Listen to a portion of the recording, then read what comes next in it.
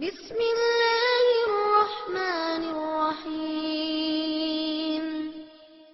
عما يتساءلون عن النبأ العظيم الذي هم فيه مختلفون كلا سيعلمون ثم كلا سيعلمون ألم نجعل الأرض مهادا والجبال أوتادا وخلقناكم أزواجا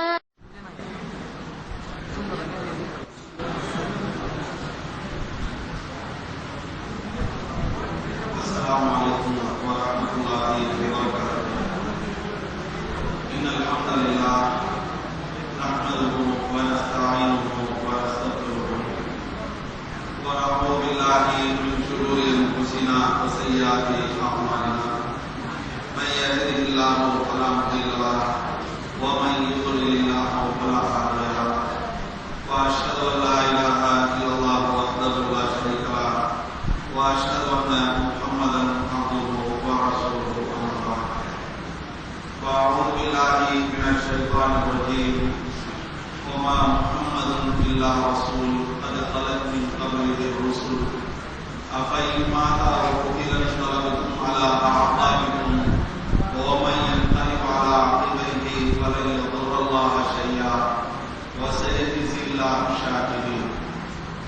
மாண்பிற்கும் மரியாதைக்குரிய எல்லாம் வல்ல அல்லாஹ்வின் நல்லடியார்களே, அன்பு சகோதரர்களே, சகோதரிகளே, தாய்மார்களே, பெரியோர்களே, அல்லாஹ்வுடைய பெருங்கிருபையால் அவனுடைய புனிதமிக்க மாதமாகிய ரமலானுடைய இந்த மாதத்தை பயனுள்ள விதத்திலே அமைக்க வேண்டும், அவனுடைய மார்க்கத்தோடு நம்முடைய தொடர்பை பலப்படுத்த வேண்டும் என்பதற்காக ஏற்பாடு செய்யப்பட்டிருக்கும் இந்த இரவு நேர சிறப்பு பயான் நிகழ்ச்சியின் வாயிலாக முஹம்மது ரசூலுல்லாஹ், முஹம்மது அல்லாஹ்வுடைய தூதர் என்ற ஒரு தலைப்பின் கீழ் மனிதரோடு மாணிக்கம் நபிகள் நாயகம் ஸல்லல்லாஹு அலைஹி வஸல்லம் அவர்களுடைய உண்மை வரலாறை, உன்னத வரலாறை நாம் அறிந்து வருகிறோம். அதிலே அவர்களுடைய வரலாறுக்குள்ளே செல்வதற்கு முன்னால் அவர்களுடைய சிறப்புகள் என்ன, அவர்களை பற்றி மேம்பட்ட விதத்திலே அல்லாஹ் ரப்பல் ஆலமீன் தம்முடைய வேதத்தின் வாயிலாக எவ்வாறு குறிப்பிடுகின்றான் என்பதையும், அதே விதமாக உலகத்திலே பெரிய அளவிற்கு தாக்கத்தை ஏற்படுத்திய பெரும் பெரும் தலைவர்கள், மக்களுடைய மதிப்பை பெற்றவர்கள் எல்லாம் நபிகள் நாயகம் ஸல்லல்லாஹு அலைஹி வஸல்லம் அவர்களை பற்றி எவ்வாறு சிறப்பித்து கூறியிருக்கிறார்கள் என்பதையும், நபிகள் நாயகம் ஸல்லல்லாஹு அலைஹி வஸல்லம் அவர்கள் எந்த காலகட்டத்திலே எந்த மக்களுக்கு இடையில் அவர்கள் பிறந்தார்களோ, வளர்ந்தார்களோ, தன்னுடைய பிரச்சாரத்தை அவர்கள் துவங்கினார்களோ, அப்படிப்பட்ட அந்த மக்களுடைய நிலவரங்கள் என்ன, நம்பிக்கைகள் என்ன, நடவடிக்கைகள் என்ன, அவர்களிடத்தில் இருந்த காரியங்கள் என்ன என்ற விஷயங்களை நாம் தொடர்ந்து அறிந்து வருகிறோம். அதிலே நபிகள் நாயகம் ஸல்லல்லாஹு அலைஹி வஸல்லம் அவர்கள் எந்த மக்களிடத்திலே பிறந்தார்களோ அந்த மக்களிடத்திலே நிலவியிருந்த அந்த மௌட்டிகமான நம்பிக்கைகள், மௌட்டிகமான சிந்தனைகள், காரியங்களை நாம் தொடர்ந்து அறிந்திருக்கின்றோம். அப்படிப்பட்ட அந்த ஐயாமுல் ஜாஹிலியா என்று சொல்லப்படுகின்ற மடமை நிறைந்த அந்த காலகட்டத்திலே தான் நபிகள் நாயகம் ஸல்லல்லாஹு அலைஹி வஸல்லம் அவர்களுடைய பிறப்பு நிகழ்ந்தது. இவ்வாறு ஒரு தூதர் பிறக்க வேண்டும், சிறந்த அடிப்படையிலே தன்னுடைய வாழ்க்கையை வாழ்ந்து மக்களுக்கு முன்னுதாரணமாக திகழ வேண்டும் என்று நபிகள் நாயகம் ஸல்லல்லாஹு அலைஹி வஸல்லம் அவர்களுடைய வருகையை பற்றி நபி இப்ராஹிம் அலைஹிஸ்ஸலாத்து வஸ்ஸலாம் அவர்கள் துஆ செய்திருக்கிறார்கள். அவர்களுடைய துஆவின் அடிப்படையிலே தான் நபிகள் நாயகம் ஸல்லல்லாஹு அலைஹி வஸல்லம் அவர்களுடைய அந்த வருகை அமைந்தது என்றால் அது மிகையாகாது. எப்படி நபி இப்ராஹிம் அலைஹிஸ்ஸலாத்து வஸ்ஸலாம் ஏகத்துவத்திற்காக பெரிய அளவிற்கு தியாகம் செய்தவர்கள், ஏகத்துவத்திற்காக பெரிய அளவிற்கு தன்னுடைய வாழ்க்கைகளை, சோதனைகளை கடந்தவர்கள், அப்படிப்பட்ட இப்ராஹிம் அலைஹிஸ்ஸலாத்து வஸ்ஸலாம் அவர்களுக்கு அல்லாஹ் கட்டளையிடுகின்றார், நீங்கள் காபத்துல்லாவை புனர் நிர்மாணம் செய்யுங்கள். அதனுடைய அடித்தளத்தின் மீது அதனுடைய கட்டிடத்தை நீங்கள் எழுப்புங்கள் என்ற ஒரு கட்டளை அவர்களுக்கு இடப்படுகிறது. அந்த கட்டளையை அவர்களுடைய மகனார் இஸ்மாயில் அலைஹிஸ்ஸலாம் அவர்களோடு சேர்ந்து நபி இப்ராஹிம் அலைஹிஸ்ஸலாத்து வஸ்ஸலாம் அவர்கள் துவங்குகிறார்கள். அந்த செய்தியை அல்லாஹ்வுடைய வேதத்திலே குறிப்பிடுகிறார். அந்த செய்தி என்ன என்பதை அறிந்து கொள்வதற்கு முன்னால் ஆங்காங்கே சுவர்களையும் தூண்களையும் நாடி இருக்கின்ற அன்பு நண்பர்கள் சகோதரர்களிடத்திலே கோரிக்கை கொஞ்சம் அப்படியே முன்னால வந்துருங்க. அப்படி மக்கள் வர வர அப்புறமா போய் நீங்க பின்னாடி உட்கார்ந்து கொள்ளலாம், பரவாயில்ல. சரியா? முடியாதவங்க உட்கார்ந்தா அது ஒன்றும் பிரச்சனை இல்லை. சரியா?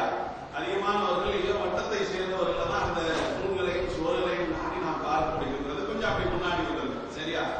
நபி இப்ராஹிம் அலைஹிஸ்ஸலாத்து வஸ்ஸலாம் அவர்களும் அவர்களுடைய மகனார் இஸ்மாயில் அலைஹிஸ்ஸலாம் அவர்களும் சேர்ந்து காபத்துல்லாவுடைய அந்த புனர் நிர்மாணம் செய்கிறார்கள். அப்படி முன்னால உள்ளவர்கள் அப்படி முன்னால வந்துருங்க, முன் சைடுல உள்ளவர்கள் முன்னால வந்துருங்க.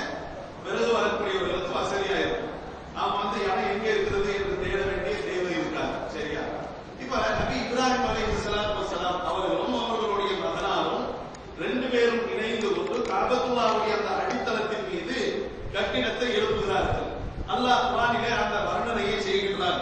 வைம் யர்ஃபஉ இப்ராஹீமுல் கவாஇத மினல் பைத்தி வ இஸ்மாயில், இப்ராஹீமும் அவர்களுடைய மகனார் இஸ்மாயிலும் இந்த ஆலயத்தின் காபத்துல்லாவுடைய அடித்தளத்தின் மீது கட்டிடத்தை எழுப்பிக் கொண்டே வந்தார்களே, அதை நீங்கள் நினைவு கூர்ந்து பாருங்கள். அந்த சமயத்தில் அல்லாஹ்விடத்தில் அவர்கள் துஆ செய்தார்கள். ரப்பனா தகப்பல் மின்னா, இறைவா இந்த புனிதமிக்க சிறந்த காரியத்தை நம்மிடத்தில் இருந்து நீ ஏற்றுக்கொள்வாயாக. இன்னக அந்த சமீஉல் அலீம், நம்முடைய பிரார்த்தனைகளை நீ செவியேற்கக்கூடியவனாக, நம்முடைய நலவரங்களை முழுமையாக அறிந்தவனாக இருக்கின்றாய் என்று அல்லாஹ்விடத்தில் துஆ செய்கிறான். ரப்பனா வஜஅல்னா முஸ்லிமைன் லக, யா அல்லாஹ் நாம் இருவரையும் உனக்கு கட்டுப்பட்ட முஸ்லிம்களாக ஆக்கி வைப்பாயாக. வமின் துர்ரியத்தினா, நம்முடைய வழித்தோன்றல்ல வரக்கூடியவர்களையும் உம்மத்தன் முஸ்லிமத்தன் லக, உனக்கு கட்டுப்பட்ட கூட்டமாக நீ ஆக்கி வைப்பாயாக. வாரினா மனாசிகனா, நமக்கு உன்னுடைய அந்த வணக்க வழிபாடுகளுடைய ஹஜ்ஜினுடைய அந்த கிரியைகளை நமக்கு நீ கற்றுக் கொடுப்பாயாக. வத்துவாலைனா, நாம் செய்து விடுகின்ற அந்த பிழைகளை நீ மன்னிப்பாயாக. இன்னக அந்த தவ்வாபுர் ரஹீம், நீ மன்னிக்க கூடியவன், மூமின்கள் மீது அன்பு செலுத்தக்கூடியவன். ரப்பனா வபஅத் ஃபீஹிம், யா அல்லாஹ் இந்த வழி தோன்றல்ல, எந்த வழி தோன்றல்? நபி இப்ராஹிம் அலைஹிஸ்ஸலாம் இஸ்மாயில் அலைஹிஸ்ஸலாம் அவர்களுடைய வழி தோன்றல், அவர்களுடைய வழி தோன்றல்ல. ரசூலம் மின்ஹும், அவர்களில் இருந்தே ஒரு தூதரை நீ அனுப்புவாயாக. யத்லு அலைஹிம் ஆயாத்திக, உன்னுடைய வேதத்தினுடைய வசனங்களை அந்த மக்களுக்கு அவர்கள் வாசித்து காட்ட வேண்டும். ஒய் அல்லிமுஹுமுல் கிதாப, அந்த வேதத்தை அந்த மக்களுக்கு அவர்கள் கற்றுக் கொடுக்க வேண்டும். வல் ஹிக்மத, கல்வியை, அறிவை, ஞானத்தை அவர்களுக்கு அவர்கள் கற்றுக் கொடுக்க வேண்டும்.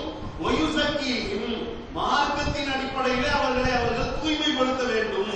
இன்னக அன்தல் அஸீஸுல் ஹகீம், இந்த வழித்தோன்றல்ல இப்படிப்பட்ட அம்சம் பொருந்திய ஒரு தூதரை அனுப்புவதற்குரிய அந்த ஆற்றலை நீ பெற்றவனாக இருக்கிறாய், அந்த நுட்பங்களை நீ அறிந்தவனாக இருக்கின்றாய் என்று நபி இப்ராஹிம் அலைஹிஸ்ஸலாத்து வஸ்ஸலாம் அல்லாஹ்விடத்தில் துஆ செய்கிறாங்க. ரப்பனா வபஅத் ஃபீஹிம் ரசூலம் மின்ஹும், யா அல்லாஹ் இந்த வழித்தோன்றலில் இருந்து ஒரு தூதரை இவர்களிடத்தில் அனுப்புவாயாக. யத்லு அலைஹிம் ஆயாத்திக, உம்முடைய திருவசனங்களை அவர்களுக்கு அவர்கள் வாசிக்க வேண்டும்.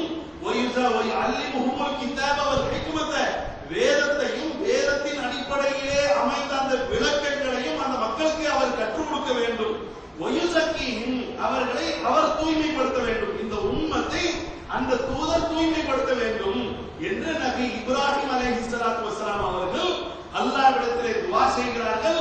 அந்த துஆவுக்குரிய அந்த வீரியத்தை பாருங்கள். இஸ்மாயில் அலைஹிஸ்ஸலாம் அவர்களுடைய அந்த வழித்தோன்றல்ல தான் நபிகள் நாயகம் ஸல்லல்லாஹு அலைஹி வஸல்லம் அவர்களுடைய அந்த பிறப்பு அமைகிறது. அந்த வரலாறு என்ன, அந்த வழித்தோன்றல் எப்படி, அவர்கள் எவ்வளவு சிறப்பு பெற்றவர்கள், இன்ஷா அல்லாஹ் இந்த தொடர்ல நாம சொல்வோம். ஆக நபிகள் நாயகம் ஸல்லல்லாஹு அலைஹி வஸல்லம் அவர்களுடைய வருகை யாருடைய துஆவின் அடிப்படையில் நிகழ்கிறது? நபி இப்ராஹிம் அலைஹிஸ்ஸலாத்து வஸ்ஸலாம் அவர்களுடைய அந்த துஆவின் அடிப்படையில் அமைந்து விடுகிறது என்பதை நாம் அறிய கடமைப்பட்டிருக்கிறோம். இது குர்ஆனுடைய 2வது அத்தியாயம் சூரத்துல் பக்ரா 127, 128, 129 அடுத்தடுத்து வருகின்ற அந்த வசனங்கள்ல அல்லாஹ் ரப்பல் ஆலமீன் எடுத்து சொல்கிறார். சரி, இப்ப நபிகள் நாயகம் ஸல்லல்லாஹு அலைஹி வஸல்லம் அவர்களுடைய வரலாறுக்குள்ளே நாம் செல்கின்றோம். சரியா? இப்ப வரலாறுக்குள்ளே செல்கின்றோம் என்று சொன்ன உடனே பல பேர் இடத்துல என்ன தெரியுமா, எப்பங்க அவர்களுடைய தனிப்பட்ட விஷயங்களை எப்ப சொல்வீங்க? அவங்க எப்ப நபியாக்கப்படுவார்கள்? பதில்களத்தை எப்ப சந்திப்பாங்க? உஹத் எப்ப, உனைன் எப்ப, கந்தக் எப்ப? இது அல்ல. இவைகளெல்லாம் இன்ஷா அல்லாஹ் இந்த தொடர்ல உங்கள் மத்தியிலே விரியதான் இருக்கிறது.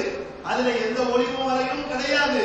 ஆனால் இதற்கு முன்பு இவ்வளவு நாள் நாம் எதை அறிந்தோமோ, இப்ப நாம் எதை அறிகின்றோமோ அதை விட முக்கியமானது என்பதை உங்களுடைய கவனத்துக்கு நான் கொண்டு வருகின்றேன். சரி, இப்ப தலைப்பு என்ன? முஹம்மது ரசூலுல்லாஹ், முஹம்மது அல்லாஹ்வுடைய தூதர் என்பதுதான் தலைப்பு. முஹம்மது அல்லாஹ்வுடைய தூதராக எப்படி நியமிக்கப்படுகிறார்கள்? அவர்கள் தன்னுடைய அந்த தூதுத்துவத்தினுடைய பிரச்சாரங்களை எப்படி செய்தார்கள்? அவர்கள் எப்படிப்பட்ட அந்த எதிர்ப்புகளை சந்தித்தார்கள்? அந்த எதிர்ப்புகள் எப்படி மறுதளிக்கப்பட்டது? இதுதான் தலைப்பு. நபிகள் நாயகம் ஸல்லல்லாஹு அலைஹி வஸல்லம் அவர்கள் முஹம்மது ரசூலுல்லாஹ்வாக இருந்து வாழ்ந்து காட்டினார்களே, அதை தான் இந்த தலைப்பின் வாயிலாக சொல்வது நமக்கு நோக்கம். அதுதான் முக்கியமானதும் என்றாலும் கூட நபிகள் நாயகம் ஸல்லல்லாஹு அலைஹி வஸல்லம் அவர்கள் தூதராக நியமிக்கப்படுவதற்கு முன்னால் அப்துல்லாவுடைய மகன் முஹம்மதா இருந்தாங்க பாருங்க. இது பற்றியும் கூட மக்களுக்கு மத்தியில ஒரு முக்கியத்துவம் இருக்கின்ற காரணத்தினாலும், அவர்களுடைய பிறப்பு சம்பந்தமாக தவறான கருத்துகள் நிலவி கொண்டிருக்கின்ற காரணத்தினாலும், அவர்களுடைய வளர்ப்பு அந்த 40 வருடங்களுக்கு முன்னால் நிகழ்ந்த பல்வேறு விஷயங்களிலே மூலத்தனமான விதத்திலே காரியங்களும் நம்பிக்கைகளும் மக்களிடத்திலே மண்டி கிடக்கின்ற காரணத்தினால் அப்துல்லாவுடைய மகன் முஹம்மதாக நபிகள் நாயகமாக அவர்கள் மாறுவதற்கு முந்தி அவர்களுடைய அந்த வாழ்க்கையையும் நாம் அறிய கடமைப்பட்டிருக்கிறோம். அதை ஓரளவிற்கு சுருக்கமாக இன்ஷா அல்லாஹ் உங்களுக்கு மத்தியில எடுத்து சொல்லி சரசரன் அவர்களுடைய 1வது வயதில் இருந்து 40 வரைக்கும் 2-3 நாள் இன்ஷா அல்லாஹ் கொண்டு போய் இருக்கிறோம். அதுக்கடுத்து 40வது வயதில் இருந்துதான் சென்னன் சின்னமாக அவர்களுடைய அந்த வாழ்க்கை என்பது நகர துவங்கும். இன்ஷா அல்லாஹ் 29க்குள்ள முடிக்க வேண்டும் என்பது லட்சியம், நோக்கம். இன்ஷா அல்லாஹ் அந்த இலக்கை ஒரு அளவுக்கு நாம் அடைவோம். சரி, இன்ஷா அல்லாஹ். இப்ப முஹம்மது ரசூலுல்லாஹ், முஹம்மது அல்லாஹ்வுடைய தூதராக இருந்தார்களே, அந்த வாழ்க்கையை 40 வருடத்தில் அது துவங்குகிறது. அந்த வாழ்க்கையை பார்ப்பதற்கு முன்னால் அவர்களுடைய பிறப்பு எப்ப நிகழ்ந்தது, யாருக்கு அவர்கள் பிறந்தார்கள், எங்க பிறந்தார்கள், எப்படி பிறந்தார்கள், அவர்களுடைய அந்த பிறப்பு சம்பந்தமான தகவல்கள் என்ன என்பதை தான் இன்ஷா அல்லாஹ் இந்த தொடரின் வாயிலாக நாம் அறிந்து கொள்ள இருக்கின்றோம். இப்ப நபிகள் நாயகம் ஸல்லல்லாஹு அலைஹி வஸல்லம் அவர்கள் எப்ப பிறந்தாங்க? எல்லாரும் நாம சொல்றோம் அது ரபியுல் அவ்வல் 12ஆம் தேதி யாருக்கு தெரியாது கேட்கலாம். அதுக்குள்ள பல விஷயங்கள் இருக்கிறது. ரபியுல் அவ்வல் 12ங்கிற அந்த விஷயத்திற்குள்ள செல்வதற்கு முன்னால் நபிகள் நாயகம் ஸல்லல்லாஹு அலைஹி வஸல்லம் அவர்கள் எப்போது பிறந்தார்கள்? இது அந்த காலகட்டத்திலே வரலாறுகள் சரித்திரங்கள்லாம் பதிவாகக்கூடிய காலகட்டம் கிடையாது. இப்ப நீங்க ஒரு மெசேஜ் அனுப்புறீங்க, ஒருவருக்கு நீங்கள் கால் பண்றீங்கன்னா எத்தனை மணிக்கு கால் பண்ணீங்க, எத்தனை நிமிஷத்துல பண்ணீங்க, எத்தனை செகண்ட்ல பண்ணீங்க, எவ்வளவு நேரம் பேசுறீங்க என்றெல்லாம் எல்லாமே பதிவாயிரும். டேட் என்ன, மாசம் என்ன, வருஷம் என்ன என்று ஒவ்வொரு மைக்ரோ வினாடியும் கூட பதிவாகக்கூடிய ஒரு கட்டத்தை நாம் அடைந்திருக்கின்றோம்.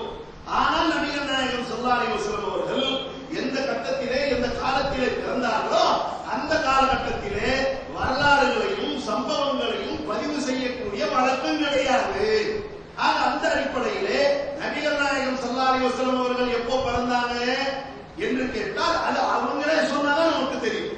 அவர்களே சொல்ல வேண்டும் அல்லது அல்லாஹ் குர்ஆனிலே சொல்லி இருக்க வேண்டும். அதே விதமாக அன்றைக்கு இருந்த அந்த சஹாபாக்கள், அன்றைக்கு இருந்த அந்த மக்கள் பதிவு செய்து சொன்னாலே தவிர நம்மிலே யாருக்கும் அதை பற்றிய ஒரு அறிவை நாம் பெற்றுக்கொள்ள முடியாது. சரி, இப்ப என்ன தகவல் கேட்டா நபிகள் நாயகம் ஸல்லல்லாஹு அலைஹி வஸல்லம் அவர்கள் எப்போ பிறந்தாங்க? குர்ஆன்ல எங்காவது ஆயத்து இருக்கிறதா, சூரா இருக்குதான்னு கேட்டா எங்கேயும் கிடையாது. நபிகள் நாயகத்துடைய பிறப்பு சம்பந்தமாக பேசுகின்ற எந்த ஒரு வார்த்தையும் வாசகமும் குர்ஆனுக்குள்ள இல்லை. சரி, ஹதீஸ்ல இருக்கிறதா? நபிகள் நாயகம் எப்போ பிறந்தேன் அவர்களே சொல்றாங்க பாருங்க. நபிகள் நாயகம் சொல்கிறார்கள், சல்மான் ஃபார்சி ரலியல்லாஹு தஆலா அவர்கள் குறிப்பிடுகிறார்கள், ஃபத்ரத்தும் பைன ஈசா வ முஹம்மதின் ஸல்லல்லாஹு அலைஹி வஸல்லம், நபி ஈசா அலைஹிஸ்ஸலாத்து வஸ்ஸலாம் அவர்களுடைய வருகைக்கு பிறகு நபிமார்களுடைய அந்த தொடர்ச்சி என்பது நின்று விட்டது. நபி ஈசா அலைஹிஸ்ஸலாம் அவர்களுக்கு பிறகு யாரையும் அல்லாஹ் நபியாக நியமிக்கவில்லை. அதற்கடுத்து அந்த தொடர்ச்சி நின்று விட்டது. அதற்கு அடுத்து வந்த தூதர் நபிகள் நாயகம் ஸல்லல்லாஹு அலைஹி வஸல்லம் அவர்கள் தான். ஈசா அலைஹிஸ்ஸலாம் அவர்களுக்கும் நபிகள் நாயகத்திற்கும் இடையிலே உள்ள காலகட்டம் என்பது 600 வருடமாக இருக்கிறது என்று சல்மான் ஃபார்சி ரலியல்லாஹு தஆலா அவர்கள் நபிகள் நாயகம் ஸல்லல்லாஹு அலைஹி வஸல்லம் அவர்களிடத்திலிருந்து இதை அறிவிக்கிறார்கள். இப்ப சல்மான் பார்சி அவர்கள் ஈசா அலைஹிஸ்ஸலாமுக்கும் நபிகள் நாயகத்திற்கும் இடையில 600 வருஷம் சொல்றாங்கன்னா எக்ஸாக்ட் 600 வருஷம் கிடையாது, மிகச் சரியாக 600 வருஷம் கிடையாது. 600 வருஷம் முடிஞ்சு 601 வரும்போது நபிகள் நாயகம் பிறந்துட்டாங்க, அப்படி இல்லை. தோராயமா சொல்லுவோம் இல்லையா, தோராயமா எங்க இந்த பில்டிங் என்னங்க தோராயமா என்ன மதிப்பு, சட்ட தோராயமா என்ன மதிப்பு, போர் வச்சிருக்கிறீங்க தோராயமா என்ன மதிப்பு, வண்டியில வந்தீங்களே அந்த வண்டி தோராயமா என்ன மதிப்பு, தோராயமான மதிப்புங்கிறது ஒண்ணு இருக்கிறதா இல்லையா? உங்க போனை நான் சொல்றேன், எங்க இந்த போன் இருக்கிறது ஒரு 10,000 ரூபாய் மதிப்புள்ளதாக இருக்கும். இப்ப நீங்க 10,151 ரூபாய் 40 பைசா கொடுத்துருப்பீங்க. ஆனா 101 ரூபாய் நான் சொல்லாம இருப்பேன், 50 பைசா சொல்ல மாட்டேன். அதனால என்ன, 10,000 ரூபாய் பெருமானம் என்று சொன்னால் அது தோராயமான ஒரு மதிப்பு. அந்த அடிப்படையிலே ஈசா அலைஹிஸ்ஸலாம் அவர்களுக்கும் நபிகள் நாயகம் ஸல்லல்லாஹு அலைஹி வஸல்லம் அவர்களுக்கும் இடையிலே உள்ள கால அந்த ஒரு இடைவெளி என்பது தோராயமாக 600 வருடங்கள். நபிகள் நாயகம் அவர்களை குறிப்பிடுறாங்க பாருங்க, எப்போது அவுலன் நாசி இப்னு மரியம, நபிகள் நாயகம் அவர்கள் குறிப்பிடுகிறார்கள், நான் மரியமுடைய மகன், மரியமுடைய மைந்தன் ஈசா அவர்களுக்கும் ஈசா அலைஹிஸ்ஸலாம் அவர்களுக்கு மிக நெருக்கமானவன் மக்கள் நான் தான், மிக நெருக்கமானவன் நானாகத்தான் இருக்கிறேன். வல் அம்பியா அவுலாது அல்லாஹின், நபிமார்கள் அனைவரும் ஒரே ஒரு அதாவது அவர்கள் தொழுகை சகோதரர்களாக இருக்கிறார்கள் சொல்லிவிட்டு லைஸ பைனி வ பைனஹு நபியும், ஈசாவுக்கும் எனக்கும் இடையில எந்த நபியும் கிடையாது. ஆக நபி ஈசா அலைஹிஸ்ஸலாத்து வஸலாம் அவர்களுக்கு பிறகு நபிகள் நாயகம் ஸல்லல்லாஹு அலைஹி வஸல்லம் அவர்கள் பிறக்கிறார்கள் என்ற இந்த தகவல் சஹீஹுல் புகாரியிலே 3948 3442 இந்த இரண்டு செய்திகள்ல இடம்பெறுகிறது. இதுதான் நபிகள் நாயகம் ஸல்லல்லாஹு அலைஹி வஸல்லம் அவர்கள் தன்னுடைய பிறப்பு சம்பந்தமாக அவர்கள் நேரடியாக சொன்ன விஷயம். நேரடியாக சொன்ன விஷயம் மொத்த ஹதீஸ் கிதாபுகளில் கிடைக்கக்கூடிய தகவல் என்ன, ஈசாவுக்கு பிறகு நான் பிறந்தேன். ஈசாவுக்கும் நபிகள் நாயகத்திற்கும் இடையில உள்ள கால இடைவெளி என்பது தோராயமாக 600 வருஷங்கள். இதுக்கு மட்டும்தான் ஆதாரம் நமக்கு கிடைக்கிறது. அதற்கு அடுத்து மேற்கொண்டு நல்ல நீங்கள் தேடி குழாவி பார்த்தீர்கள் என்றால் இன்னொரு விஷயத்துக்கும் ஆதாரம் கிடைக்கிறது. எப்ப பிறந்தாங்க, நபிகள் நாயகம் அவர்களிடத்திலே கேட்கப்படுகிறது, சுகிலா சௌமில் இஸ்னை, அல்லாஹ்வுடைய தூதரே திங்கட்கிழமையே நீங்க சொன்னதான நோன்பு வச்சுக்கலாம் என்று நீங்க சொல்றீங்களே, திங்கட்கிழமை சொன்னதான நோன்பு வைக்கலாமா என்று நபி தோழர்கள் கேட்கிறாங்க.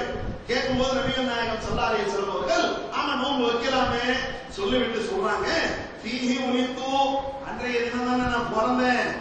எப்ப பிறந்திருக்கிறாங்க, திங்கட்கிழமை தானே நான் பிறந்தேன். ஒஃபீஹி உன்சில அலைய, அன்றைய நாளிலே தானே நான் தூதராக நியமிக்கப்பட்டேன். ஆக ரெண்டு விஷயத்துக்கு ஆதாரம் கிடைக்குது. திங்கட்கிழமை பிறந்திருக்கிறாங்க, திங்கட்கிழமை அவர்கள் நபியாக நியமிக்கப்பட்டிருக்கிறார்கள், அல்லாஹ்வுடைய வஹி வர ஆரம்பித்திருக்கிறது.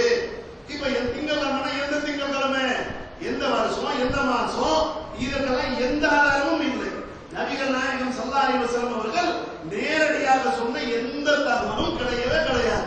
வெறுமனே திங்கட்கிழமை பிறந்தார்கள், ஈசா அலைஹிஸ்ஸலாம் அவர்களுக்கு பிறகு பிறந்தார்கள், கால இடைவெளி தோராயமா 600 வருஷம், இதற்கு மட்டும்தான் ஆதாரம் கிடைக்கிறது. இப்ப சொன்ன கடைசியா சொன்ன இந்த தகவல் சஹீஹ் முஸ்லிம்ல 1978வது தகவலாக இடம்பெறுகிறது. இதை நீங்கள் தமிழகத்திலே பார்க்க வேண்டும் என்றால், முஸ்லிமுடைய தமிழகத்தில் பார்க்க வேண்டும் என்றால் 2153வது செய்தியாக இடம்பெறுகிறது. அதற்கு அடுத்து பாருங்க.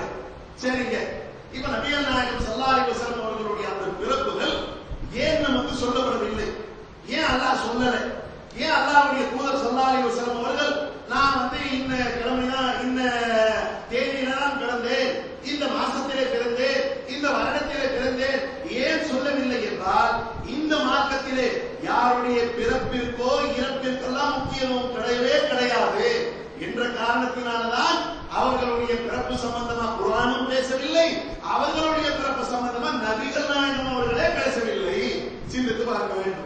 சரிங்க, அவங்க எப்பதாங்க பிறந்தாங்க, அதுக்கு ஏதாவது ஆதாரம் கிடைக்கிறதா என்றால் வருடத்திற்கு நமக்கு ஆதாரம் கிடைக்கிறது. என்ன, கைஸ் பின் மஹ்ரமா ரலியல்லாஹு அன்ஹு அவர்கள் குறிப்பிடுகிறார்கள். இதெல்லாம் நல்ல கவனமா இருந்து கேளுங்க. பல குறிப்புகள் உங்களுக்கு, அரிய விஷயங்கள் உங்களுக்கு தெரியும். இதெல்லாம் நீங்கள் குறித்து வைத்துக் கொண்டீர்கள் என்றால் என்றால் மௌலூத் ஓதலாமா, மீலாத் கொண்டாடலாமா, நீங்களே தர்க்கம் செய்வதற்கு போதுமானவர்களாக இருப்பீர்கள். அசத்திய கருத்துக்களை எதிர்கொள்வதற்கு உங்களிடத்தில் நீங்கள் பெற்றுக்கொள்ளக்கூடிய இந்த ஞானமே போதுமானதாக இருக்கும் என்ற அடிப்படையில சொல்லப்படுகின்ற இந்த தகவல்களை நல்லா ஊக்கமா கவனமா கேளுங்க. சரி, என்ன கைஸ் பின் மக்ரமா ரலியல்லாஹு அன்ஹு அவர்கள் குறிப்பிடுகிறார்கள், உயித்து அன வ ரசூலுல்லாஹி ஸல்லல்லாஹு அலைஹி வஸல்லம் ஆமல் ஃபீஹி, நானும் அல்லாஹ்வுடைய தூதர் பெருமானார் அவர்களும் ஆமுல் ஃபீல் என்ற அந்த யானை ஆண்டிலே பிறந்தோம். கைஸ் பின் மக்ரமா சொல்றாங்க, கைஸ் பின் மக்ரமாங்கிற நபித்தோடு சொல்றாங்க, நானும் அல்லாஹ்வுடைய ரசூலும் யானை ஆண்டிலே பிறந்தோம் என்று சொல்றாங்க.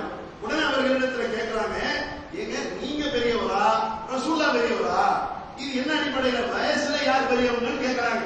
அவங்க சொல்றாங்க பாருங்க, அக்பர் மின்னி பப்பா ரசூலுல்லாஹி ஸல்லல்லாஹு அலைஹி வஸல்லம் அக்பர் மின்னி, நபிகள் நாயகம் தான் என்னை விட அந்தஸ்துல பெரியவங்க, இருந்தாலும் வயசுல அவர்களை விட நான் மூத்தவன்.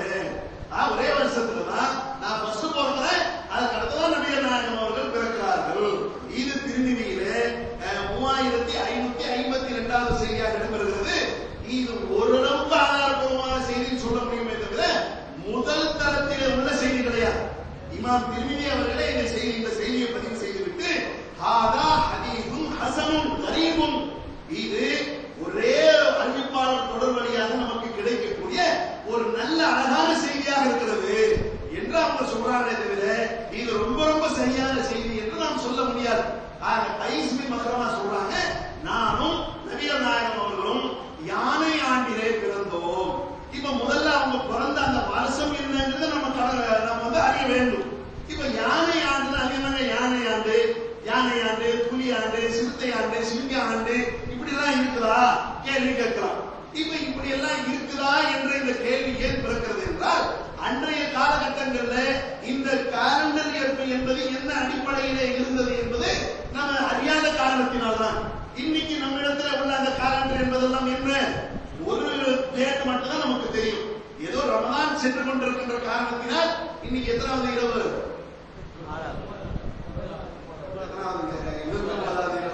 9வது இரவிலே நாம் அமர்ந்திருக்கின்றோம். ஏதோ ரமலான் சென்று கொண்டிருக்கின்ற காரணத்தினால்தான் 8 நோம்பு முடிச்சிருக்கிறோங்க, 9வது நாளுடைய ஸ்டார்ட் என்று சொல்லி நாம் சொல்லாமே தவிர ஷவ்வால் வந்த பிறகு ஈதுடைய அந்த முதல் பிறை மட்டும்தான் ஞாபகம் இருக்கும். அதுக்கடுத்து 2வது பிறை, 3வது பிறை, 4வது பிறை கலக்க ஷவ்வாலோ, உல்காயிதாவோ, உல்ஹஜ்ஜாவோ, முஹர்ரமோ, சஃபரோ இது எந்த மாசம் என்பது கூட பல பேருக்கு தெரியாது. சரியா? ஆனா அவ்வப்போது மௌலூத் ஓதுறாங்க, மீலாத் ஓதுறாங்க, இது ரபியுல் அவ்வல், அந்த தபரு கொடுத்தாங்க என்று சொன்னால் இது ரபியுல் ஆகிரு, அதே விதமாக அந்த கந்தூரி செய்தார்கள் என்றால் இது ரஜபு.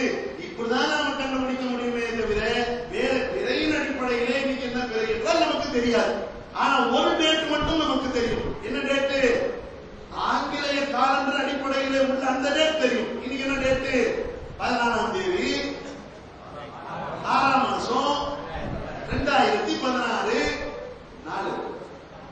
நாலு என்ன நாள்? செவ்வாய்க்கிழமை.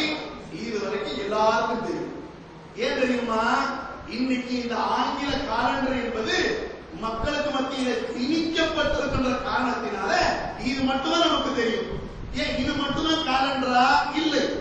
ஆங்கிலேயர்கள் நபிகள் நாயகம் ஸல்லல்லாஹு அலைஹி வஸல்லம் அவர்கள் பிறந்து 1000 வருஷம் வரைக்கும் இந்த கிபிங்கிறதோ கிமுங்கிறதெல்லாம் கிடையவே கிடையாது. இதெல்லாம் தற்சமயமாக ஒரு 200, 300, 400 வருடமாகத்தான் இது வந்து பெரிய அளவிற்கு ஒரு தாக்கத்தை ஏற்படுத்தி மக்களுக்கு மத்தியில் திணிக்கப்பட்டிருக்கிறது. எப்ப தெரியுமா? இந்த ஆங்கிலேயர்கள், குறிப்பாக பிரிட்டிஷை சேர்ந்தவர்கள், மேற்கத்தியர்கள் மொத்த இந்த உலகத்தினுடைய சாம்ராஜ்யத்தை நம்முடைய கருத்திலே வைத்திருந்தார்களே, சூரியன் அஸ்தமிக்காத பெரும் சாம்ராஜ்யத்திற்கு அவர்கள் சொந்தக்காரர்களாக இருந்த அந்த சமயத்தில் தான் என்ன பண்ணாங்க? எல்லாமே தன்னுடைய தாக்கங்களை உள்ள புகுத்தினார்கள். கிபினா என்ன அர்த்தம்? அதுக்கு கிறிஸ்து பிறந்ததற்கு பிறகு. இப்ப கிறிஸ்துவை நம்பக்கூடியவர்களா இந்த நாட்டில் அதிகமா இருக்கிறாங்க. கிறிஸ்துவை நம்பக்கூடியவர்களா இருக்கிறாங்க, சொற்பமா இருக்கிறாங்க. ஒரு 2% இருக்கிறார்கள், அதிகபட்சமா 3% இருக்கிறார்கள் மொத்த மக்கள் தொகையில். ஆனால் அதை நம்பாதவர்கள், கிறிஸ்துவனுடைய அந்த முக்கியத்துவத்தை வந்து நமக்கு தேவையில்லை என்று சொல்லக்கூடியவர்கள் தான் அதிகமாக இருக்கிறார்கள். இருந்தும் கூட அரசாங்கம் எந்த நாள்ல லீவ் விடுது? எந்த நாள்லங்க? ஞாயிற்றுக்கிழமையில லீவ் விடுது. ஞாயிற்றுக்கிழமை யாருக்கு முக்கியமான நாள்? கிறிஸ்தவர்களுக்கு முக்கியமான நாள், புனிதமான நாள் அவங்களுக்கு தான். கரெக்டா ஞாயிற்றுக்கிழமை முடிய லீவ் இருக்கிறது. எப்ப ஞாயிற்றுக்கிழமை வரணும்னு சொல்லிட்டு நம்மளே இயங்கக்கூடிய அளவிற்கு எங்க வாங்க உங்களுக்கு திங்கட்கிழமை பயணம் பண்றோம், செவ்வாய்க்கிழமை பயணம் பண்றோம், அதெல்லாம் வேணாங்க, சண்டைக்கு வர்றீங்களா சொல்லுங்க என்று சொல்லி சண்டை பிடிக்கக்கூடியதை பார்க்கலாமா இல்லையா? தலைமையில இதேதான். நீங்க எந்த ஒரு தாயோடைய டேட் வேணும்னாலும் நமக்கு சனிக்கிழமை வேணும் அல்லது ஞாயிற்றுக்கிழமை வேணும் என்று சொல்லி சண்டை முடிக்கக்கூடியதை நாம் பார்க்கலாம். அந்த விதமான ஒரு வழக்கம் என்பது ஏற்படுத்தப்பட்டிருக்கிறது. முஸ்லிம்களாக இருக்கின்ற நமக்கெல்லாம் ஜும்மா தான் முக்கியமான நாள். அதை விட நமக்கு எது முக்கியமான நாளா தெரியுது? அதை விட இன்னைக்கு அதிகமாக இந்த இறைச்சி போக்குவரத்து போன்ற விஷயங்களுக்கு ஞாயிற்றுக்கிழமைகள் தான் முக்கியத்துவம் கொடுக்கக்கூடியதை நாம் பார்க்கலாம். ஏன் அந்த அளவிற்கு கொண்டு திணிக்கப்பட்டிருக்கிறது. அவர்களுடைய மொழியுடைய தாக்கம், நாணயத்தினுடைய தாக்கம், அதே விதமாக அவர்களுடைய கலாச்சாரத்தினுடைய தாக்கம், காலண்டருடைய தாக்கம் என்று சொல்லி இந்த ஆங்கிலேயர்கள், குறிப்பாக மேற்கத்தியர்கள், அமெரிக்காவிலே அந்த தகவல் தொழில்நுட்பங்களுடைய அந்த புரட்சிகள் எல்லாம் ஏற்பட்ட பிறகு இந்த கிபி கிமுங்கிறதெல்லாம் மக்களுக்கு இடையிலே புகுத்தப்பட்டிருக்கிறது, திணிக்கப்பட்டிருக்கிறது. யாரும் விரும்பி எல்லாம் ஏற்றுக்கொள்ளவில்லை. இருந்தும் கூட இது மட்டும்தான காலண்டர் என்றால் இல்லை. இதை தவிர வேறு வேறு காலண்டர்களும் இருக்கிறது. சந்திரன் அடிப்படையிலே, இதே சூரியனுடைய அந்த சுழற்சியின் அடிப்படையிலே உள்ள வேறு வேறு காலண்டர்கள் இருக்கிறது. சைனாக்காரனுக்கு ஒவ்வொரு வருஷத்துக்கு தனித்தனியா பேர் வைக்கிறானா இல்லையா? இது குரங்கு வருஷம், இது நாய் வருஷம், அவன் பேர் வைக்கிறான் ஒவ்வொரு வருஷத்துக்கு. இன்னைக்கு தமிழர்கள் தமிழ் காலண்டர்ல நீங்க பார்க்கலாம், நாம எப்படி ஹிஜ்ரியை எண்ணுகிறோம் 1437ங்கிற மாதிரி நமக்கு வரிசையாக ஆண்டுகள் கொண்டே இருக்கிறது. 37, 38, 39. ஆனா அவர்களை பொறுத்த வரைக்கும் வருஷத்துக்கு ஒவ்வொரு தனித்தனியாக இல்லையா? காஞ்சி காமகோடி விடாதிபதி இருக்கிறாரு, ஜெகத்குரு சங்கர என்ன சாமியார், அவரு சங்கராச்சாரியார் சாமியார். அவர் ஒவ்வொரு வருட பிறப்புல இது இந்த வருடம், இது இந்த விதத்துலதான் நீங்கள் அனுபவிக்க வேண்டும் சொன்ன பிறகு பல்ல தேய்க்காம பேசுவார் பாருங்க. அப்படி பேசின பிறகுதான் இது இந்த வருஷம் என்று சொல்லி எடுத்துக்கொள்வார்கள். அந்த அடிப்படையில காலண்டர் என்பது அது மட்டும் கிடையாது, வேறு வேறு காலங்களும் இருக்கதான் செய்கிறது. அந்த விதமாக நபிகள் நாயகம் அவர்கள் பிறக்கக்கூடிய, அவங்க தூதராக நியமிக்கப்பட்டு அவர்கள் இறந்து போன, அதுக்கடுத்து அபூபக்கர் ரலியல்லாஹு அன்ஹு அவர்கள் ஆட்சிக்கு வந்தாங்களே, அந்த சமயங்களில் எல்லாம் மக்களிடத்தில் இருந்த காலண்டர் எது தெரியுமா? யானை ஆண்டு என்ற அடிப்படையிலே அந்த ஒரு காலண்டர் தான் இருந்தது. இப்ப யானை ஆண்டு அது என்ன? அது மிக முக்கியமான ஒரு நிகழ்வு. அன்றைக்கு அவர்கள் அந்த விதமாகத்தான் காலண்டர்களை ஏற்படுத்தி இருந்தார்கள். இப்ப யானை ஆண்டுனா ஏதோ ஒரு முக்கியமான சம்பவம் நடந்திருக்கும், ஒரு போர் நடந்திருக்கும், அந்த போர்ல வெற்றி கிடைத்திருக்கும், அதே விதமாக பெரிய அளவுக்கு ஏதாவது ஒரு புரட்சிகள் ஏற்பட்டிருக்கும், தாக்கங்கள் ஏற்பட்டிருக்கும், யாராவது பெரியவங்க பிறந்திருப்பாங்க, பெரியவங்க இறந்திருப்பாங்க. இப்படியாக ஒருவருடைய பிறப்பு, இறப்பு, முக்கியமான சம்பவம், போர், வெற்றி, இதை மையமாக வைத்துதான் அவர்கள் காலண்டர்களை ஏற்படுத்தி இருந்தார்கள். அந்த விதமாக யானை வருடம் என்ற அடிப்படையிலே, யானை ஆண்டு என்ற அடிப்படையிலே ஒரு யானை சம்பவத்தை முக்கியமாக வைத்து ஒரு காலண்டரை அவர்கள் ஏற்படுத்தி இருந்தார்கள். அது என்ன யானை ஆண்டு என்றால், அபுரஹாங்கிற ஒரு பெரிய அதிகாரி, ஒரு மன்னர் என்று நம்ம சொல்ல முடியாது. அபிசீனியாவுக்கு அருகாமையிலே உள்ள அந்த யமன் தேசத்தை அவர்கள் ஆண்டு கொண்டிருந்தார்கள். பெரிய அளவுக்கு அதிகாரம் அவங்களுடைய களத்திலே இருந்துச்சு. மன்னர் அப்படிங்கறதெல்லாம் சொல்லுவாங்க. மன்னர் என்பதற்கு ஆதாரம் கிடைக்கல. சரியா? ஒரு பெரிய மன்னருக்கு கீழே உள்ள ஒரு முழுமையான அதிகாரம் பெற்ற ஒரு பெரிய அதிகாரியாக அவர் இருந்தார். அவர் நினைச்சது செய்ய முடியுங்கிற அடிப்படையில் அப்படிப்பட்ட அதிகாரம் பெற்றவர் தன்னுடைய யமன் தேசத்திலே ஆன்மீகத்தினுடைய ஒரு தளத்தை கட்டமைக்கிறார்கள். ஒரு பெரிய ஒரு ஆன்மீக தளத்தை கட்டமைக்கிறாங்க. எதுக்கு? மக்கள் அனைவரும் அங்க வரணும், அதை கொண்டு நமக்கு வருமானம் வரணும். பொதுவா மக்களுடைய அந்த போக்குவரத்து இருக்கும் என்று சொன்னா அங்க உள்ள மக்களுக்குரிய அந்த வாழ்வாதாரத்துக்குரிய அந்த ஒரு வசதிகளும் ஏற்பட்டும். சரியா? அதை கொண்டு அவங்க தன்னுடைய அந்த பிழைப்புகளை ஈஸியாக்கி கொள்வார்கள். அந்த விதமாக யமன் தேசத்திலே அபரஹா என்பவர்கள் ஒரு ஆலயத்தை கட்டுறாங்க, மக்கள் எல்லாரும் வரணும் என்பதற்காக. ஏன் அவங்க கட்டுறாங்க? அவர் அந்த கட்டுறா தெரியுமா? அவர் கேள்விப்படுறார், மக்காவிலே இந்த காபத்துல்லாஹ்ங்கிற ஆலயம் இருக்கிறது, இதனை நோக்கிதான் மக்கள் அதிகமா வர்றாங்க. அப்படி போகக்கூடியவர்கள் பரிவர்த்தனம் செய்து இங்க நாம் அழைக்க வேண்டும், அந்த மக்கள் இங்க வரணும் என்பதற்காக அவர் கற்றார். கற்ற பிறகு அது என்ன ஆகுது, அது பெரிய அளவுக்கு செல்லுபடி ஆகல. மக்களுடைய அந்த வருகை அங்கே இருக்கவில்லை, மக்களிடத்தில் மதிப்பை அந்த ஆணையம் பெறவில்லை. பெறாத காரணத்தினால இந்த மனிதருக்கு, அதாவது அபரா என்பவனுக்கு ஒரு தீய எண்ணம் ஏற்படுகிறது. ஏன் அந்த ஆலயத்தை நம்ம இடிச்சு தகர்த்து விட்டால் என்ன என்பதற்காக ஒரு யானை படையில அவன் வர்றான். யானை படையை திரட்டி கொண்டு மக்காவுக்கு காபத்துல்லாவை இடித்து நிர்மாணம் செய்ய, அதாவது அதை நிர்மூலம் செய்ய வேண்டும் என்பதற்காக யானை படையோடு அவன் வர்றான். யானை படையோடு வந்த உடனேயே மக்காவாசிகள் எல்லாம் பார்க்கறாங்க. மக்காவாசிகளுக்கு இந்த யானை படை என்பதெல்லாம் ரொம்ப புதுசு. அவங்க யானை அப்படிங்கறதெல்லாம் பார்த்ததே இல்லை. அவங்க பார்த்ததெல்லாம் என்ன பிராணிகளை பார்த்தாங்க? ஒட்டகத்தை பார்த்தாங்க, குதிரையை பார்த்தாங்க, கோவேறு கழுதையை பார்த்தாங்க, கழுதையை பார்த்தார்கள், ஆட்டை பார்த்தாங்க. இந்த மாதிரி பிராணிகளை பார்த்தவர்கள் இவ்வளவு பெரிய பிராணி இந்த அளவுக்கு அது வளர்ந்து அவ்வளவு ஒரு பெரிய தோற்றத்தோடு பார்க்கும்போது பார்க்காத ஒரு புதுமையான பிராணி என்னாச்சு, எல்லாமே பயந்து நடுங்கி விட்டார்கள். நடுங்கிய அந்த அடிப்படையில மக்கா அம்போன்னு விட்டு அவங்க வேலையை பார்க்க ஆரம்பிச்சிட்டாங்க. சரியா? அந்த மக்காவின் மீது, குறிப்பாக அந்த காபத்துல்லாவின் மீது அவ்வளவு முகப்பத் அவங்களுக்கு இருந்துச்சு. நேற்று கூட நம்ம சொன்னோமா இல்லையா? அவர்கள் சிறப்பான காரியமாக 2 காரியம் செஞ்சாங்க. ஒண்ணு என்ன, ஹாஜிகளுக்கு விருந்து பிரசாரம் செய்வாங்க, தீர்ப்பு ஊட்டுவார்கள். அதற்கடுத்து பள்ளிவாசல கரெக்டா பராமரிப்பாங்க. அப்படிப்பட்ட அந்த பராமரிப்பை ரொம்ப முக்கியத்துவத்தோடு செய்த அந்த மக்கள் இந்த யானை படையை பார்த்த உடனே இவங்களால ஒன்றும் செய்ய முடியாது என்ற அடிப்படையில அவங்க என்ன ஒரு ஏதோ செய்ய முடியாத ஒரு பலவீனமான நிலைக்கு அவர்கள் ஆளாகிறார்கள். அப்ப அந்த சமயத்தில் இந்த காபத்துல்லாவை இடித்து தகர்த்து விட வேண்டும் என்பதற்காக அந்த யானை படை முன்னேறி வருகிறது. வந்த உடனே அல்லாஹ்வுடைய அற்புதத்தை பாருங்க. ஒரு பறவையுடைய கூட்டத்தை அல்லாஹ் அனுப்புறான். அந்த பறவையுடைய அந்த கூட்டத்துல அந்த பறவைகள் தன்னுடைய அலகுகள்ல, கைகள்ல, அலகுல வாயில, தன்னுடைய வாயில, தன்னுடைய கால்ல அது சின்ன சின்ன சிறிய கற்களை கொண்டு வருது.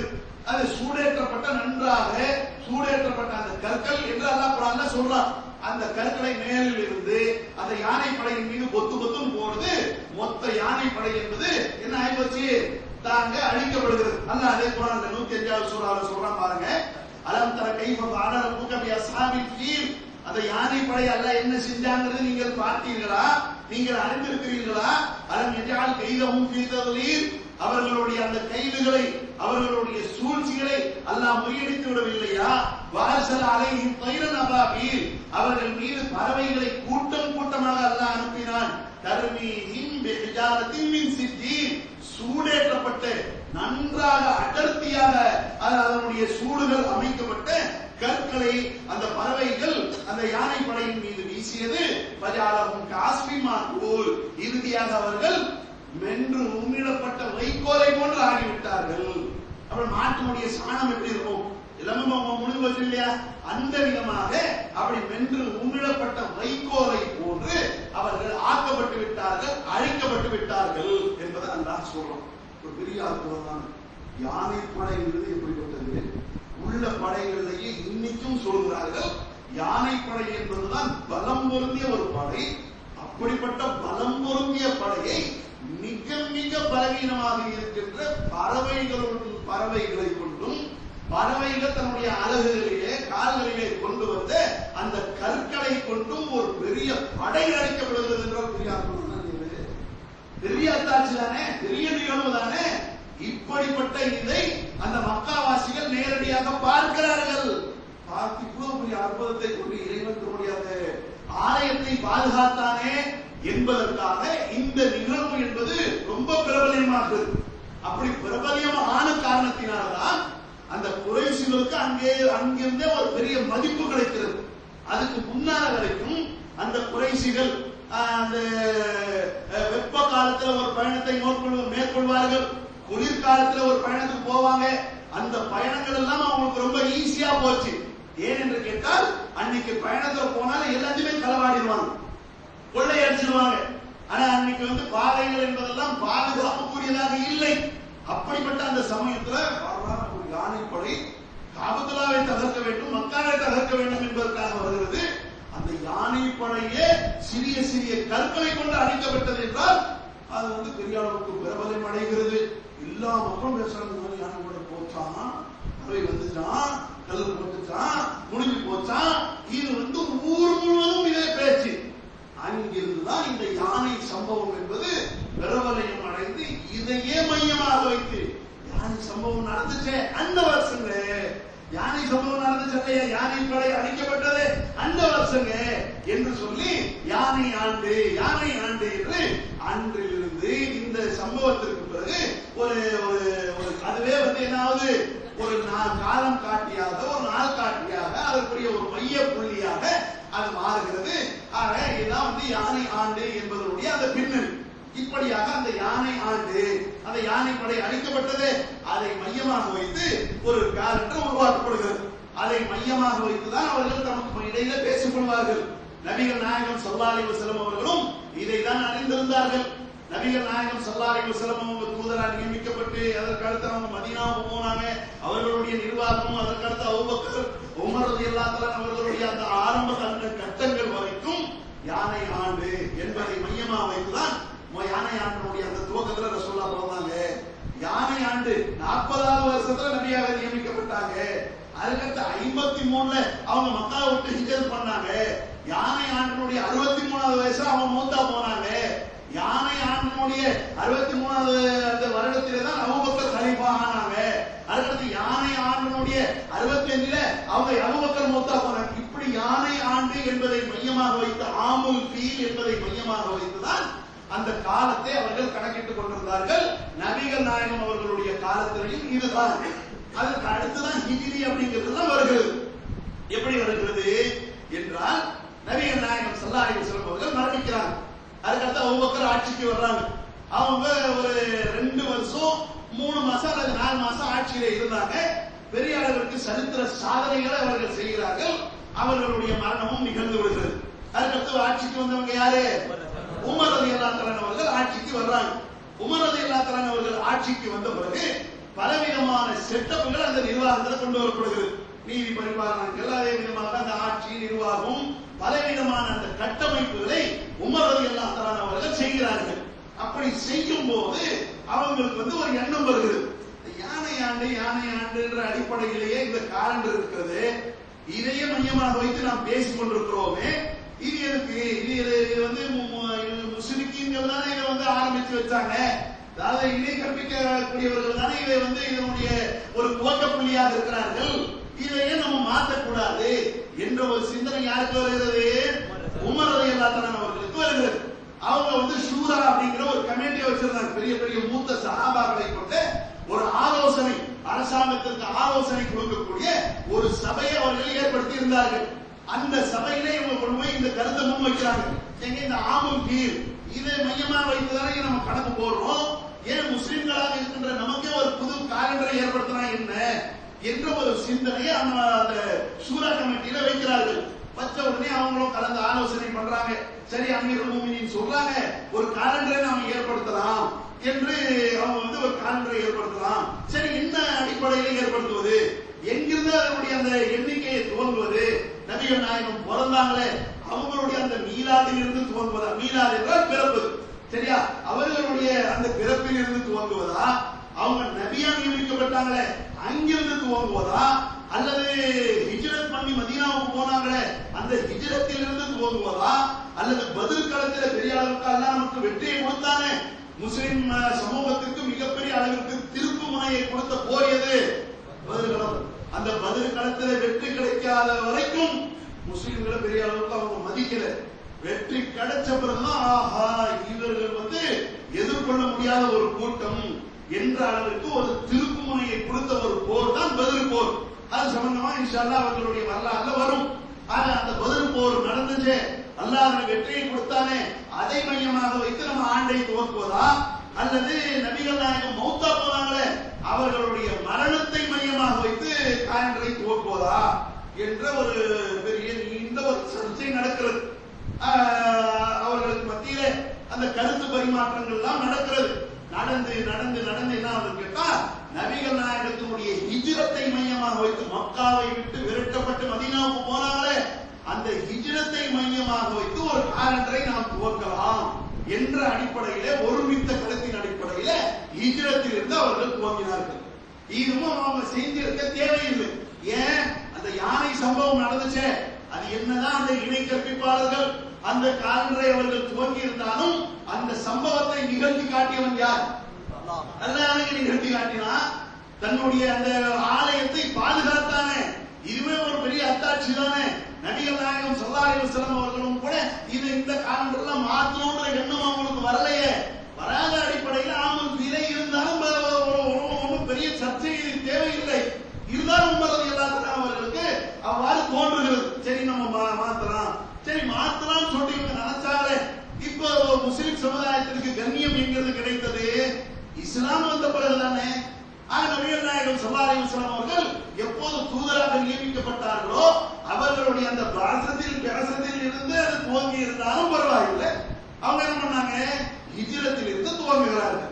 சரி, முஸ்லிம் சமுதாயத்தில் உள்ள அனைவரும் இதை ஏற்றுக்கொண்டார்கள். இதுல நாம் கருத்து வேறுபாடு கொண்ட தேவையில்லை. ஆமாங்க, இந்த ஹிஜ்ரி தானே, இது உமர் ரலியல்லாஹு அன்ஹு அவர்கள் தானே ஏற்படுத்தினார்கள், இது நாம பின்பற்றலாமா, இது பிதஅத் ஆயிராதா என்று யாரும் சந்தேகப்பட தேவையில்லை. ஏன்? இது இஸ்லாத்தினுடைய ஒரு அங்கம் என்ற அடிப்படையிலே இந்த டேட்டெல்லாம் நாம வைக்கவில்லை. இன்னைக்கு ஹிஜ்ரி 1437 வருடம் என்று நாம சொல்லிக் கொள்கின்றோமே, இது ஒரு இஸ்லாத்தினுடைய ஒரு அங்கம். நீங்க 37 சொன்னீங்கன்னா இவ்வளவு நன்மை, 38 சொல்ல போனீங்கன்னா இவ்வளவு நன்மை, 37வது வருடத்துல வரக்கூடிய அந்த ரமலான்ல இவ்வளவு நன்மை, 36ல வரக்கூடியதற்கு இவ்வளவு நன்மை, இப்படி எல்லாம் ஒண்ணு கிடையாது. இது இஸ்லாத்தினுடைய ஒரு அங்கம் என்பதற்காக அல்ல. நம்முடைய அந்த காலத்தை நாம் எண்ணிக்கொள்ள வேண்டும் என்பதற்காக காலத்தையும் நேரத்தையும் நாட்களையும் மாதத்தையும் எண்ணிக்கொள்ள வேண்டும் என்பதற்காகத்தான் ஹிஜ்ரி என்ற இந்த காலத்தை முஸ்லிம்கள் உள்ள அனைவரும் அங்கீகரித்தார்கள். நாமும் இதை அங்கீகரிக்கின்றோம். ஆக இதனுடைய துவக்க புள்ளி யார்? இதை துவங்கினார்கள்? ஹிஜ்ரிங்கிற காலத்தை உமர் ரலியல்லாஹு அன்ஹு அவர்கள் துவங்குகிறார்கள். உமர் ரலியல்லாஹு அன்ஹு அவர்கள் நபிகள் நாயகத்தினுடைய ஹிஜ்ரத்தை மையமாக வைத்து துவங்கினார்களே, அந்த அடிப்படையிலே 1437 வருடத்தை நாம் அடைந்திருக்கின்றோம். இப்ப இது 1437 நபிகள் நாயகம் பிறந்த வருஷம் கிடையாது. அவர்கள் மக்காவை விட்டு விரட்டப்பட்டு மதீனாவுக்கு போனாங்களே, அங்க போய் ஒரு ஆட்சியை நிர்மாணித்தார்களே, அந்த அடிப்படையிலே 1437. இப்ப நபிகள் நாயகத்தினுடைய பிறந்த வருடத்தை நாம் அடைய வேண்டும் என்று சொன்னால் அதை நாம் என்ன அடிப்படையில் கணக்கிட வேண்டும்? அந்த நமக்கு கிடைக்கக்கூடிய அந்த சான்றுகள் அடிப்படையிலே யானை சம்பவம் நடந்துச்சே அந்த வருஷத்துல ரசூலுல்லாஹ் பிறக்கிறாங்க. அதுல டவுட் கிடையாது. இது தைஸ்பின் மக்ரமாவும் சொல்றாங்க.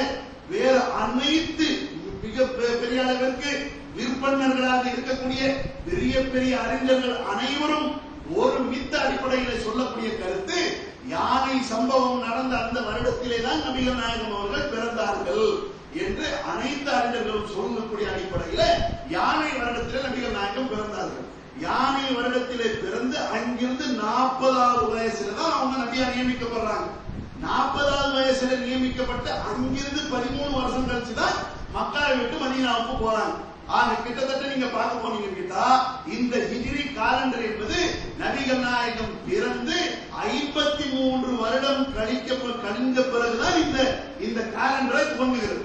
அப்ப நபிகள் நாயகத்தினுடைய அந்த பிறப்பிற்கு நாம் செல்ல வேண்டும் என்று சொன்னால் இந்த 1437 இருக்கிறது, இதோட ஒரு 13 வருஷத்தை சேர்க்கணும். 1437 ஒரு 13 வருஷத்தை சேர்த்தா 1450, அதோட ஒரு 40 வருஷத்தை சேர்க்கணும், 1490 வருடங்கள். ஆக நபிகள் நாயகம் ஸல்லல்லாஹு அலைஹி வஸல்லம் அவர்கள் பிறந்து இன்றோடு 1490 வருடங்கள் நிறைவு பெறுகிறது. 90 வருடங்கள் 1490 வருடங்களுக்கு முன்னாலே நபிகள் நாயகம் ஸல்லல்லாஹு அலைஹி வஸல்லம் அவர்கள் பிறக்கிறார்கள். இது என்ன அடிப்படையிலே? ஹிஜ்ரி காலண்டர் அடிப்படையிலே. இந்த ஹிஜ்ரி காலண்டர் என்பது இந்த பிறை அடிப்படையிலே எண்ணப்படக்கூடியதாக இருக்கிறது. இதற்கும் சூரிய கணக்கின் அடிப்படையிலே உள்ள இந்த கிமுடைய காலண்டருக்கும் வித்தியாசம் இருக்கிறது. இந்த சந்திரன் அடிப்படையிலே உள்ள அந்த காலண்டர்ல ஒரு வருஷம் என்பது 353, 354, 355 நாள் இவ்வளவுதான் வரும். ஆனால் சூரியன் அடிப்படையில் உள்ள காலண்டர்ல 365 நாள் வரும். ஆக நீங்க பார்க்க போறீங்க கேட்டா சூரியனுடைய அந்த காலண்டரை விட 10 11 12 நாட்கள் குறைவாக இருக்கும். அதுக்கு நாம சொல்ல வேண்டும் என்றால் உதாரணம், இப்ப இந்த வருஷம் ரமலான் எப்ப துவங்கியது, என்ன டேட்ல இங்கிலீஷ் டேட் என்ன?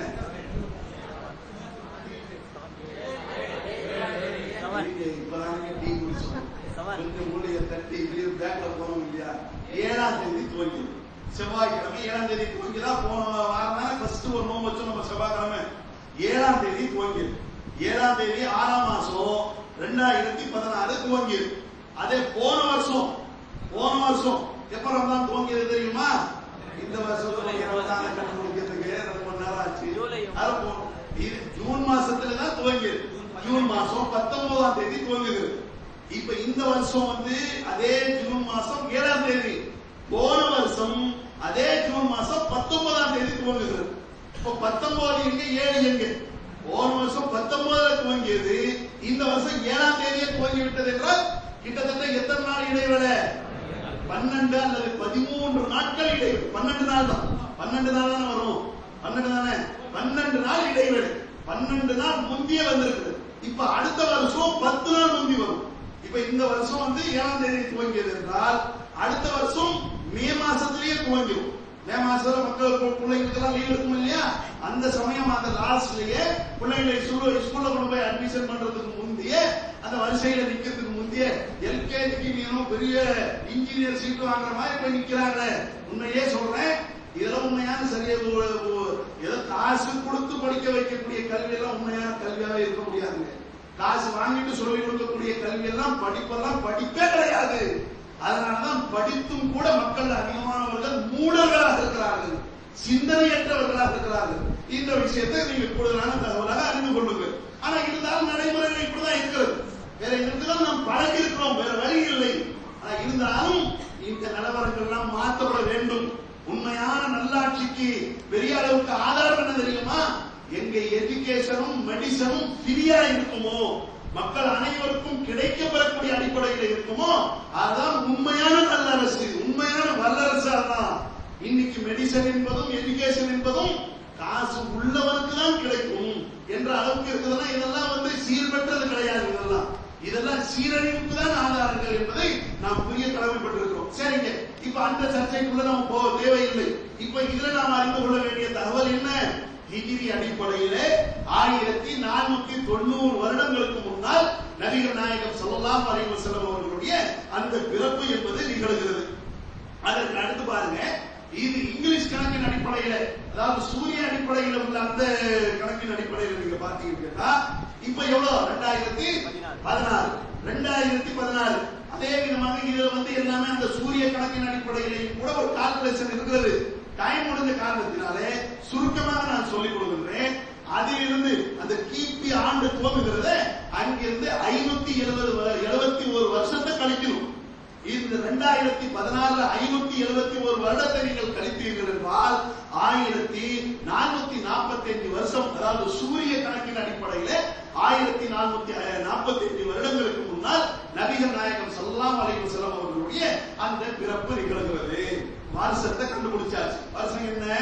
1490 வருடங்கள் பிறை அடிப்படையில், 1445 சூரிய அந்த காலண்டர் அடிப்படையில் இங்கிருந்து நபிகள் நாயகம் ஸல்லல்லாஹு அலைஹி வஸல்லம் அவர்களுடைய அந்த பிறப்பு நிகழ்கிறது. சரி, இப்ப நபிகள் நாயகம் ஸல்லல்லாஹு அலைஹி வஸல்லம் அவர்களுடைய ஹிஜ்ரி காலண்டர் அடிப்படையில் நாம் கண்டுபிடித்து விட்டோம் என்றால் எந்த மாசத்துல பிறந்தார்கள் என்றால் அதுக்கு எந்த ஆதாரமும் கிடையாது. அவங்க முஹர்ரம்ல பிறந்தாங்களா, ரபியுல் அவ்வல்ல பிறந்தாங்களா, ரபியுல் ஆகிர்ல பிறந்தாங்களா, சஃபர்ல பிறந்தாங்களா, ரமதான்ல பிறந்தாங்களா, ஷவ்வால்ல பிறந்தாங்களா, எந்த ஆதாரமும் கிடையாது. இருந்தாலும் அதிகமான அறிஞர்களுடைய கருத்தின் அடிப்படையில் ரபியுல் அவ்வல் என்று சொல்லப்படுது. எல்லா அறிஞர்களும் சொல்கிறார்கள் ஒருமித்த அடிப்படையில். அந்த காலகட்டத்திலிருந்து பெரிய அளவுக்கு மதிக்கத்தக்க பெரிய பெரிய விருப்பர்களாக இருக்கிறார்களே, அப்படிப்பட்ட எல்லா அறிஞர்களும் ஒரு மித்த கருத்திலே சொல்லக்கூடிய கருத்து என்ன? ரபியுல் அவ்வல்.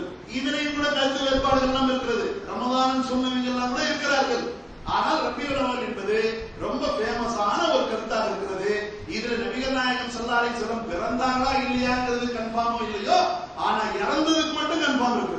இறந்தது நபிகள் நாயகம் ரபியுல் அவ்வல் மாசத்திலே தான், பிறை 12 தான், அதிலே எந்த டவுட்டும் இல்லை. ஆனால்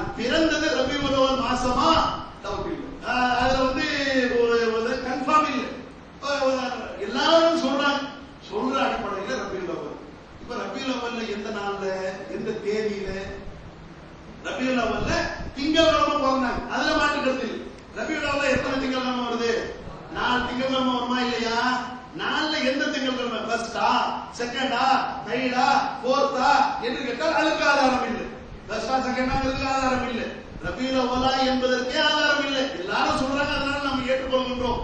சரி, அதுல எந்த தேதி என்று கேட்டால் அது என்னங்க, அது ஏங்க இவ்வளவு சர்ச்சை பண்ண தேவை? அன்னைக்கு தானே மீலாது கொண்டாடுகிறார்கள். ரபியுல் அவ்வல் 12 என்று நாம் சொல்லலாம். 12 என்பது பல கருத்துக்கள்ல ஒரு கருத்து, பல கருத்துக்கள் இருக்கு இல்லையா? அதிலே ஒரு கருத்து தான் ரபியுல் அவ்வல் 12 என்பது. ரபியுல் அவ்வல் 12 என்பது மட்டும் கருத்து கிடையாது, அதை தவிர வேறு நிறைய கருத்துக்கள் எல்லாம் இருக்கிறது. நபிகள் நாயகம் ஸல்லல்லாஹு அலைஹி வஸல்லம் ரபியுல் அவ்வல் 8வது தேதியில பிறந்தார்கள். இந்த மாதிரி பல பேர் சொல்றாங்க. இல்லைங்க 9ல பிறந்தாங்க, இல்லைங்க 10ல பிறந்தாங்க, இல்லைங்க 11ல பிறந்தாங்க, இல்லைங்க 12ல பிறந்தாங்க, இல்லைங்க 17ல பிறந்தாங்க, இல்லைங்க 18ல பிறந்தாங்க, இல்லைங்க 22ல பிறந்தாங்க. இப்படி 22 கருத்து இருக்கு. அந்த 22 கருத்தை மடங்கடித்து விட்டு ஒரே ஒரு கருத்தை மட்டும் சொல்கிறார்கள். அதற்குரிய ஆதாரம் உங்களுக்கு வேண்டும் என்றால் அல் விதாயா வன் நிஹாயா இமாம் இப்னு கதீர் அவர்கள் தொகுத்த வரலாற்று பூர்வமான ஒரு புத்தகம். அதிலே இந்த பிரபஞ்சம் தோன்றிய அந்த காலகட்டத்தில் இருந்து நபிமார்களுடைய வரலாறு, அதுக்கடுத்து நபிகள் நாயகம் ஸல்லல்லாஹு அலைஹி வஸல்லம் வரலாறு, அதுக்கடுத்து 4 கலீஃபாவுடைய வரலாறு, அதுக்கடுத்து வந்த ஆட்சியாளர்களுடைய வரலாறு என்று சொல்லி வரலாற்றுகளை ஒரு அளவுக்கு ஆதாரபூர்வமாக தொகுத்த புத்தகத்தினுடைய பேர் தான் அல் விதாயா வன் நிஹாயா. அதிலே அவர்கள் இதுல நபிகள் நாயகம் ஸல்லல்லாஹு அலைஹி வஸல்லம் அவர்கள் எந்த தேதியிலே பிறந்தார்கள், இந்த 2 பக்கத்துல நீங்க பார்க்கலாம். இந்த 2 பக்கத்துல இத்தனை கருத்துகள் இருக்குது. எதிர நபிகள் நாயகம் 8ல பிறந்தாங்க, இல்லைங்க 9ல பிறந்தாங்க, இல்ல 10ல பிறந்தாங்க, 11, 12, 17, 18, 22 இத்தனை கருத்துக்கள்ல ஒரு கருத்து தான் 12 என்பது. அத்தனை கருத்து இருக்கிறது 8, 9, 10, 11, 12, 17, 22 இதெல்லாம் சஹாபாக்களுக்கு பிறகு வரக்கூடிய மூத்த அறிஞர்கள் இருக்கிறார்களே அவர்கள் சொல்ற மாதிரி வருது. இந்த 18 வருது இல்லையா, அந்த 18 என்பதை மட்டும் 2 சஹாபிகள் சொல்றதா வருது. ஒன்னு ஜாபிர் ரலியல்லாஹு அன்ஹு, இன்னொன்னு இப்னு அப்பாஸ் ரலியல்லாஹு அன்ஹு அவர்கள். அவங்களே எழுதுறாங்க பாருங்க. வரவாஹு இப்னு அபி ஷைபா, இப்னு அபி ஷைபாவுடைய புத்தகத்திலே நான் பார்க்கின்றேன். இப்னு கதீர் எழுதுகிறார்கள் ஃபீ முஸன்னஃபிஹி அன் அஃபான் அன் சயீத் இப்னு மீனா அன் ஜாபிர் வ Ibn Abbas. Jabir Ibn Abbas 2 சஹாபிகளும் அறிவிக்கிறார்கள். காலா 2 பேரும் சொல்கிறார்கள், உலித ரசூலுல்லாஹி ஸல்லல்லாஹு அலைஹி வஸல்லம் ஆமல் ஃபீஹி, நபிகள் நாயகம் யானை ஆண்டிலே பிறந்தார்கள். யௌமுல் இஸ்னைனி, திங்கட்கிழமை பிறந்தார்கள். அத்தாமினு அஷர, அது திங்கட்கிழமை என்பது ரபியுல் அவ்வலுடைய 18வது நாளாக இருந்தது. 18வது பிறையிலே பிறந்தார்கள் என்று இத்தனை கருத்துக்கள் இருக்கிறது. அந்த கருத்துக்கள்ல சஹாபாக்கள் சொல்லக்கூடிய கருத்து தான் ஓரளவுக்கு கொஞ்சம் ஏத்துக்கிற மாதிரி இருக்கும். அதுவே கூட முழுசா ஏத்துக்க முடியாது. ஏன்னு கேட்டீங்கன்னா அவங்க தான் சொன்னாங்கிறதுக்கு ஒரு கன்ஃபார்மான தகவல் அவங்க சொல்ல மாட்டேங்கிறாங்க.